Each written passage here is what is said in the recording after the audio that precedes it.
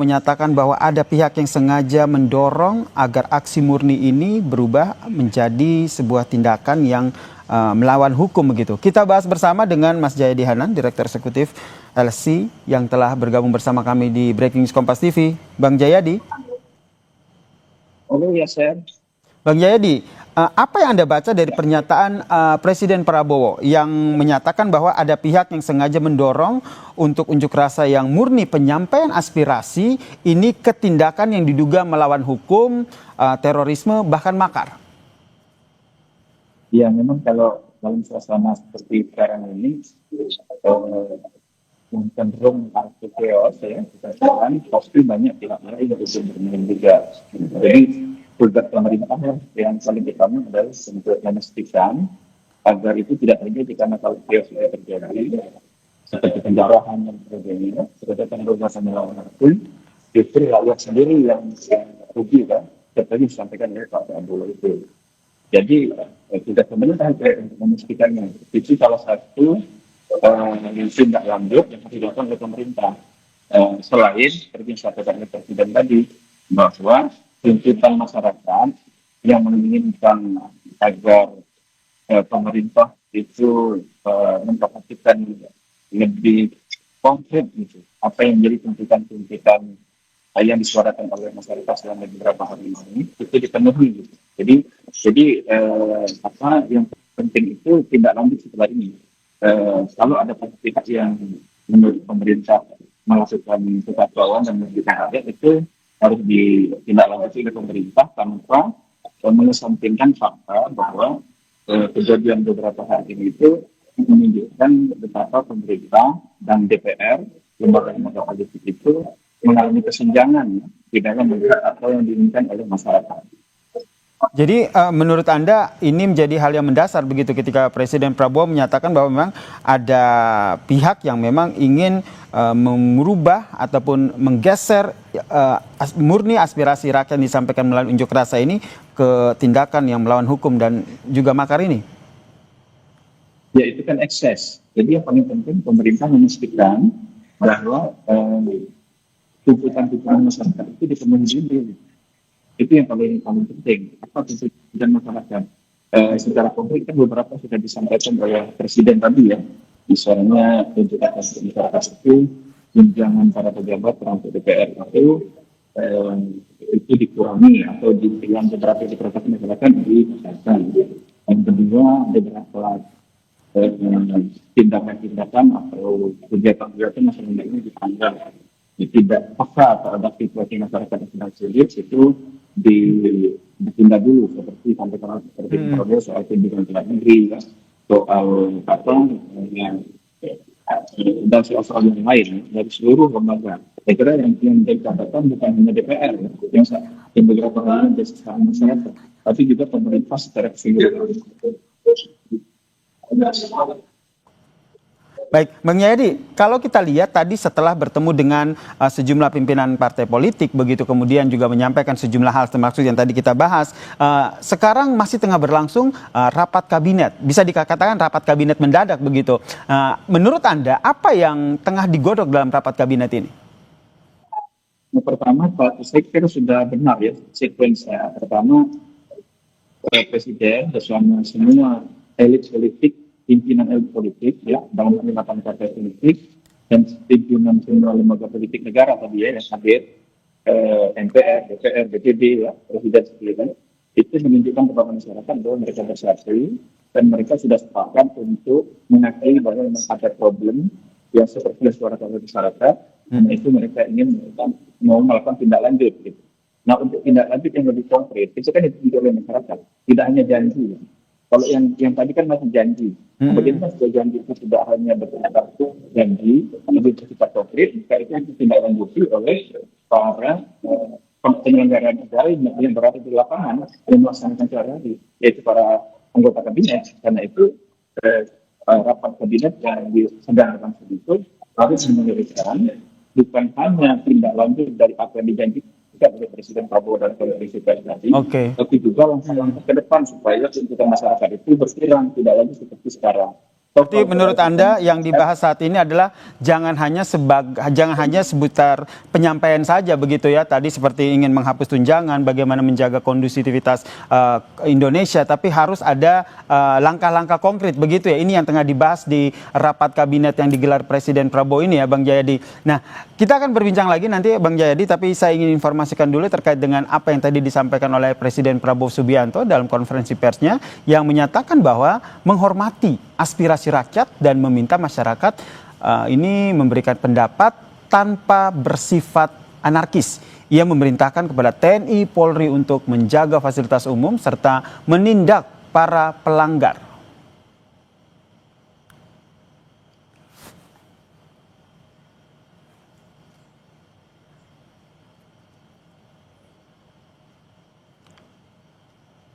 Penyampaian aspirasi bisa dilakukan secara damai.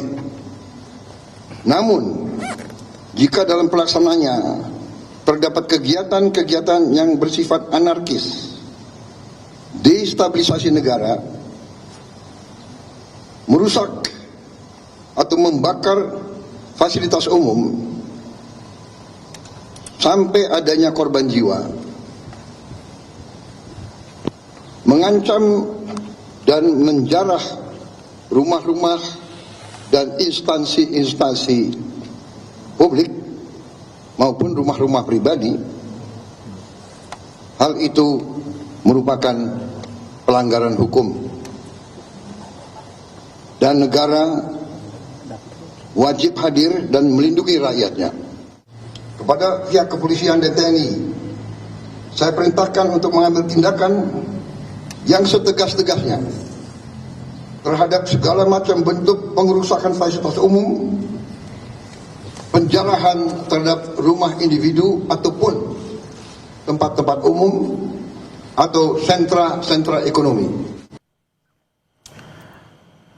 Selain meminta masyarakat untuk tenang dan percaya pada pemerintah dan juga meminta masyarakat untuk menyampaikan aspirasi dan juga kritik maupun aspirasi mereka secara baik begitu, tidak dengan anarkistis, Presiden Prabowo Subianto juga dalam konferensi pers tadi menyampaikan sejumlah hal, termasuk meminta kepada pimpinan DPR untuk menghapus tunjangan anggota DPR, kemudian meminta agar mengusut tuntas kasus kematian dari pengemudi ojol yang secara transparan dan juga meminta moratorium kunjungan kerja luar negeri yang juga menjadi sorotan dalam apa yang disampaikan oleh Presiden Prabowo Subianto adalah ia meng-highlight bahwa ada pihak yang sengaja mendorong untuk menggeser apa yang disampaikan oleh pengunjuk rasa secara murni ke tindakan yang diduga melawan hukum, makar dan juga terorisme, saudara. Dan saudara, visual yang Anda saksikan saat ini adalah kondisi terkini di beberapa titik pasca rentetan unjuk rasa yang terjadi di beberapa titik di Jakarta, saudara. Dan ini adalah lokasinya di depan gedung DPR MPR RI Jakarta. Tadi seperti yang disampaikan bahwa dari Kodam Jaya telah melakukan patroli ke sejumlah titik untuk memastikan Jakarta kondusif. Karena kalau kita lihat rentetan unjuk rasa yang terjadi beberapa hari terakhir membuat Jakarta tidak kondusif, kemudian hari ini sudah berangsur kondusif begitu, saudara, sehingga ada patroli yang dilakukan oleh Kodam Jaya untuk memastikan bahwa Jakarta tetap kondusif malam ini, saudara. Saya sapa jurnalis Kompas TV, ada Eril yang berada di gedung DPR RI untuk melaporkan situasi terkini dari sana. Eril. Ya, Yasir. Bisa diceritakan lebih jelas lagi apa yang terjadi di sana?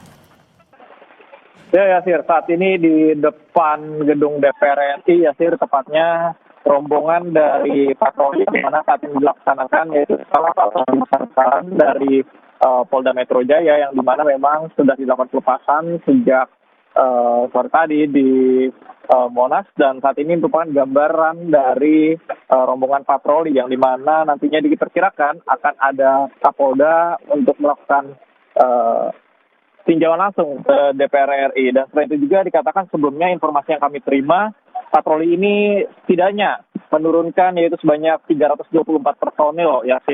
Dan selain itu juga dibagi menjadi 3 kelompok yang diarahkan patroli ini kepada seluruh wilayah hukum Polda Metro Jaya. Di antara lain adalah Jakarta Utara, lalu Selatan, kemudian juga Barat, Pusat, dan kemudian juga Depok ya. Tentu saja patroli ini sebelumnya dikatakan untuk memberikan kenyamanan dan keamanan dari masyarakat khususnya di wilayah hukum Polda Metro Jaya ini ya, Sir. Dan selain itu juga tidak hanya dari Polda Metro Jaya, namun juga diberikan kepada Polres ataupun Polsek sekitar untuk melakukan pengamanan, yang dimana dalam hal ini juga diimbau untuk pada masyarakat juga untuk saling jaga ya, Sir, terkait dengan hal-hal yang baru terjadi pada akhir-akhir ini ya, Sir.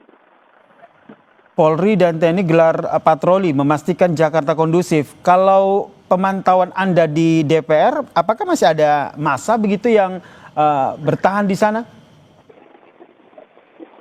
Hingga melihat dari pandangan mata di depan gedung DPR RI, untuk massa sudah tidak ada ya, Sir, dan sudah terlihat untuk di area Jalan Gatot Subroto ya, Sir. Walaupun memang di depan DPR RI ini masih dilakukan penutupan, tetapi situasi sudah kondusif ya, Sir.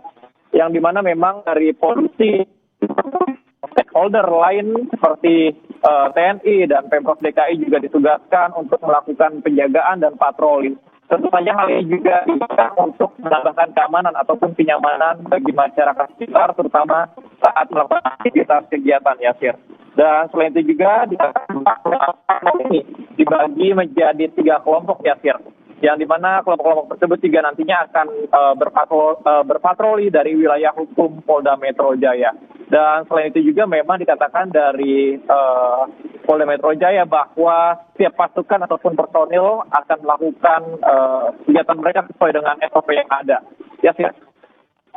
Baik, ini TNI dan Polri gelar patroli pastikan Jakarta kondusif, dan ini tentu saja tidak menjadi tugas TNI Polri juga ya, tapi tugas kita bersama nih pemirsa untuk tetap menjaga Jakarta agar kembali kondusif. Eril, apakah hanya ada di DPR atau ada titik-titik lain yang juga menjadi pusat ataupun konsentrasi dari TNI Polri untuk berjaga untuk mengantisipasi adanya unjuk rasa susulan begitu? Ya, Sir dan saudara, memang informasi yang kami terima sebelumnya bahwa skala patroli ini dilakukan yaitu dibagi menjadi 3 kelompok ya, Sir. Yang pertama adalah wilayah kelompok, yaitu yang bergerak nantinya dari wilayah hukum Jakarta Utara, kemudian ke Jakarta Timur dan Jakarta Pusat. Kemudian untuk kelompok yang kedua ya, Sir, yaitu adalah Jakarta Barat dan Jakarta Pusat serta Jakarta Selatan. Lalu kelompok yang terakhir itulah kelompok ketiga ya, Sir, yang akan nantinya melakukan patroli dari mulai wilayah Jakarta Selatan dan juga Depok. Tentunya dalam hal ini Polda Metro Jaya juga mengatakan bahwa jika masyarakat melihat adanya tindakan yang merugikan ataupun tidak menyenangkan, bisa melakukan pelaporan yang dimana nantinya dari tim patroli ini akan siap untuk melakukan pengamanan dan kenyamanan, tentunya untuk menjaga dari kenyamanan masyarakat sekitar baik saat beraktivitas ataupun melakukan kegiatan di sekitar rumahnya. Ya, Sir. Baik, terima kasih Ariel Wiranata atas informasinya dari gedung DPR MPR RI Jakarta, memantau bagaimana TNI Polri yang menggelar patroli demi memastikan Jakarta kondusif. Tadi ada 3 rute yang dilakukan untuk melakukan patroli ini. Rute pertama itu dari Jakarta Utara menuju ke timur, kemudian berakhir di Jakarta Pusat. Lalu rute yang kedua dari Jakarta Barat menuju ke Jakarta Pusat dan Jakarta Selatan. Dan rute terakhir dari Jakarta Selatan menuju Depok dan sekitarnya. Tentu saja tujuannya adalah memastikan Jakarta kondusif pasca rentetan unjuk rasa yang terjadi pada beberapa hari terakhir yang menyebabkan kericuhan dan kerusakan sejumlah fasilitas. Dan kami juga masih mencermati bagaimana jalannya rapat kabinet mendadak yang dilakukan oleh Presiden Prabowo Subianto di Istana, dan bagaimana pemerintah bisa memastikan kondisi kondusif ini bisa berlangsung lama dan tidak ada lagi gerakan massa yang berujung pada kericuhan. Saya masih menyapa Bang Jayadi Hanan. Bang Jayadi. Ya, Sir. agak kecil suaranya, tapi nggak apa-apa. Ya sudah jelas sekarang. Pertanyaannya adalah tadi sudah meminta agar menghapus tunjangan DPR, tapi tentu yang ingin masyarakat inginkan adalah bagaimana pemerintah bisa memastikan bahwa tidak ada lagi unjuk rasa yang berujung pada anarkistis dan memastikan tidak hanya Jakarta tapi Indonesia ini kondusif. Iya, itulah saya kira tugas dari pemerintah ya untuk memastikan penyampaian aspirasi masyarakat itu kemarin kan berujung anarkis antara lain karena tindakan aparat ya, dipicu oleh tindakan aparat yang menimbulkan kematian salah seorang Budi Ojol itu. Jadi harus dilihat sumber-sumbernya itu secara tuntas gitu, supaya bukan hanya tuntutan masyarakat ke depan yang bukan hanya tuntutan masyarakat itu yang dipenuhi seperti soal tunjangan DPR ya, tapi juga soal untuk memastikan agar ke depan aparat negara dalam menghadapi penyampaian aspirasi masyarakat yang sesuai yang memang dilindungi oleh hukum itu bisa berlangsung tanpa adanya hal-hal yang bersifat anarki itu. Jadi kedua sisi itu. Nah, kemudian yang kedua yang penting itu pemerintah memastikan agar akar masalah yang disampaikan oleh masyarakat itu, misalnya soal tunjangan DPR itu kan cuma salah satu gejala saja. Problemnya adalah pada bagaimana sistem penggajian tunjangan untuk pejabat-pejabat negara yang terlalu jauh jaraknya dengan masyarakat. Yang kedua adalah bagaimana mereka berkomunikasi dengan masyarakat tanpa terkesan bahwa mereka flexing gitu. Itu yang membuat masyarakat makin tidak terima kan. Lalu soal kepekaan situasi masyarakat secara ekonomi sekarang memang sedang sulit di mana-mana. Karena itu pejabat negara termasuk DPR harus betul-betul menunjukkan kepekaannya, dan pemerintah betul-betul menunjukkan seperti kata Pak Presiden tadi, kerja keras untuk mengutamakan apa-apa yang menjadi kebutuhan rakyat. Ya, mengutamakan kepentingan rakyat begitu. Seperti yang tadi Bang Jadi sampaikan bahwa tunjangan fantasi DPR ini hanya satu dari sekian banyak keresahan publik begitu ya terhadap anggota dewan. Begitu. Termaksud salah satunya adalah pola komunikasi dan juga bagaimana rasa empati anggota dewan merespons apa yang menjadi keresahan dan juga aspirasi dari masyarakat. Menurut Anda, apakah ini yang juga menjadi evaluasi bersama begitu yang dilakukan oleh Presiden Prabowo bersama dengan sejumlah ketua umum partai yang diundang ke istana? Bagaimana? Menurut Anda, dengan adanya ketua umum partai politik yang diundang ke istana, ini menjadi salah satu langkah yang harus segera diambil agar anggota dewan yang saat ini duduk di Senayan itu benar-benar betul-betul dievaluasi secara menyeluruh. Tidak hanya soal tunjangan kerja, tapi juga pola komunikasi dan juga empati terhadap publik. Ya, betul.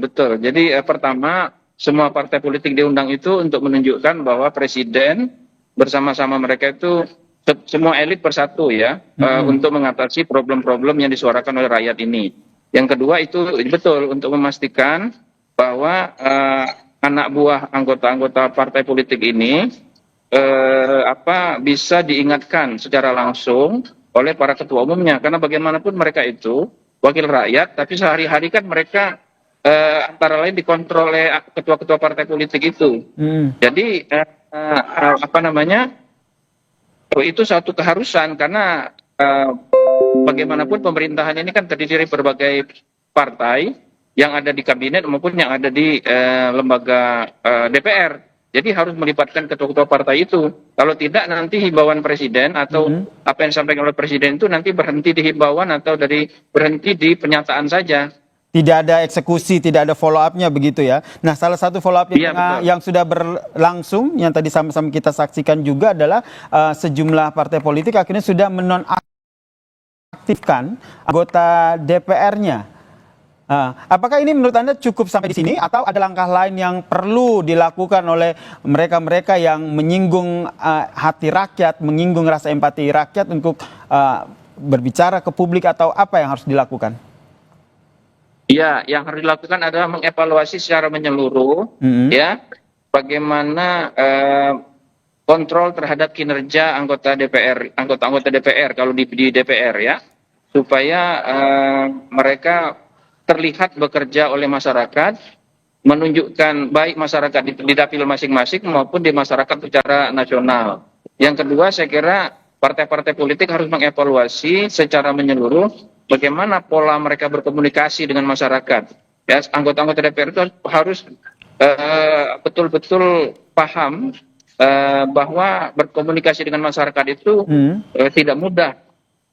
Harus ada evaluasi yang menyeluruh soal itu. Nah, evaluasi yang menyeluruh ini menurut Anda apa yang dilakukan oleh partai politik begitu? Karena kan kalau dicopot anggota dari keanggotaan DPR benar-benar hanya dinonaktifkan saja begitu, tapi status anggota dewannya masih melekat atau betul-betul dicopot gitu. Sudah tidak lagi menjadi anggota dewan, harus mengikuti proses PAW.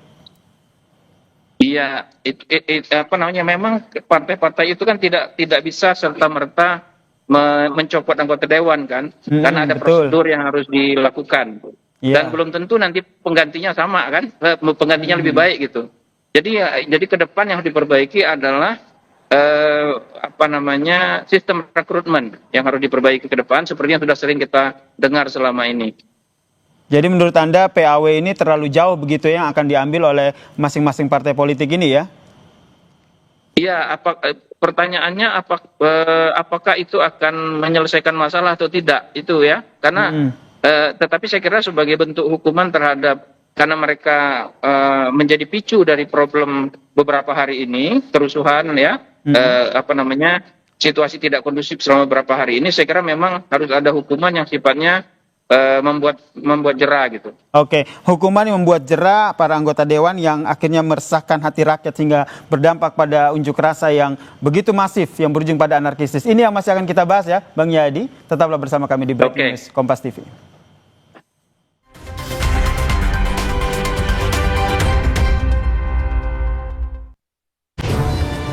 Situasi genting harus ekstra cepat. Aduh, sakit kepala. Bodrek, cepat redakan sakit kepala, gak pakai lama. Sakit kepala berat, nyeri. Andalanku Bodrek Extra. Bodrek dengan Smart Formula. Cepat redakan sakit kepala, sakit gigi, demam, dan nyeri. Dapat diminum sebelum makan tanpa ngantuk. Bodrek dengan Smart Formula kalahkan sakit kepala dan nyeri, terus menangkan harimu. Aku sering melihat galon cuci ulang disimpan di tempat yang kotor. Jujur takut, bersih nggak ya untuk anak dan keluargaku? Kami mengerti kekhawatiran ibu. Untuk itu, Le Mineral menggunakan galon yang selalu baru agar terjamin kebersihannya. Le Mineral. Happy banget jadi ayah. Momen si kecil nyaman bermain dan bebas bergerak selalu ditunggu. Karena pakai Baby Happy, popok anti ruam yang daya tampungnya 500 ml. Yuk, pakai Baby Happy Body Fit Pants, popok anti ruam. Wingscare. Aku sering melihat galon cuci ulang disimpan di tempat yang kotor. Jujur takut, bersih nggak ya untuk anak dan keluargaku? Kami mengerti kekhawatiran ibu. Untuk itu, Le Mineral menggunakan galon yang selalu baru agar terjamin kebersihannya. Le Mineral. Situasi genting harus ekstra cepat. Aduh, sakit kepala. Bodrek, cepat redakan sakit kepala, gak pakai lama. Sakit kepala berat, nyeri. Andalanku Bodrek Extra. Bodrek dengan Smart Formula. Cepat redakan sakit kepala, sakit gigi, demam, dan nyeri. Dapat diminum sebelum makan tanpa ngantuk.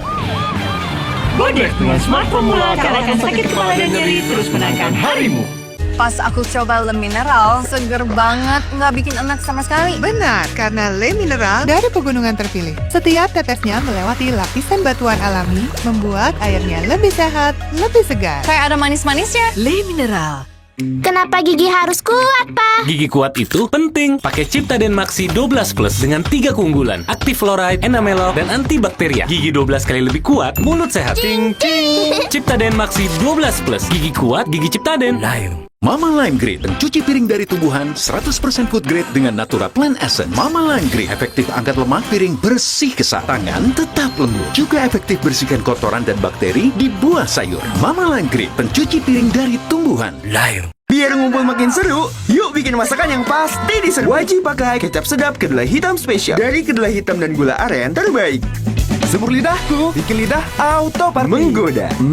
Aduh sama cumi kecap tante. Caramelize. Wilgos approve. Giliranku bikin yang specialisius. Looks good kan? Taste good. Aromanya sedap. Kecap sedap kedelai hitam spesial. Looks and taste beyond good. Dari Wings Food. Pas aku coba Le Mineral, seger banget, nggak bikin enak sama sekali. Benar, karena Le Mineral dari pegunungan terpilih. Setiap tetesnya melewati lapisan batuan alami, membuat airnya lebih sehat, lebih segar. Kayak ada manis-manisnya. Le Mineral.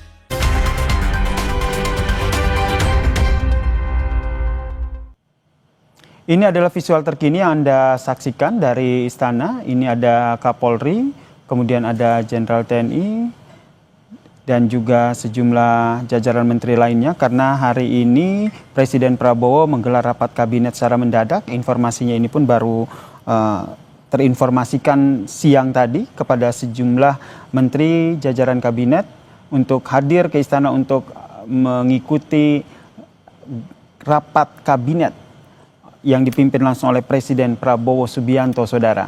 Sebelumnya memang Presiden Prabowo juga sudah bertemu dengan perwakilan ketua umum partai politik. Tadi juga sudah rapat begitu dan berdiskusi, menyepakati sejumlah hal.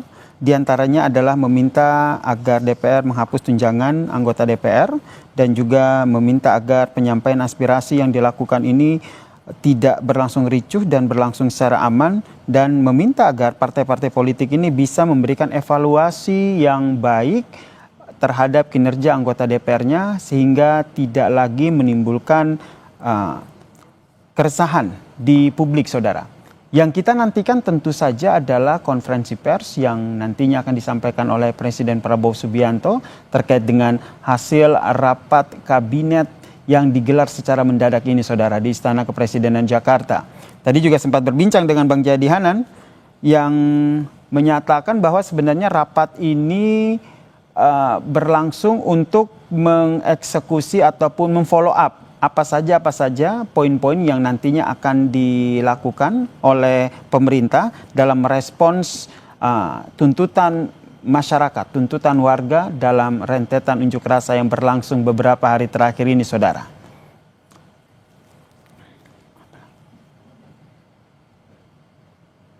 Kita juga memantau di titik lain, yaitu konferensi pers yang nantinya akan disampaikan oleh Kapolda Metro Jaya terkait dengan situasi terkini di Jakarta, saudara. Karena kalau kita lihat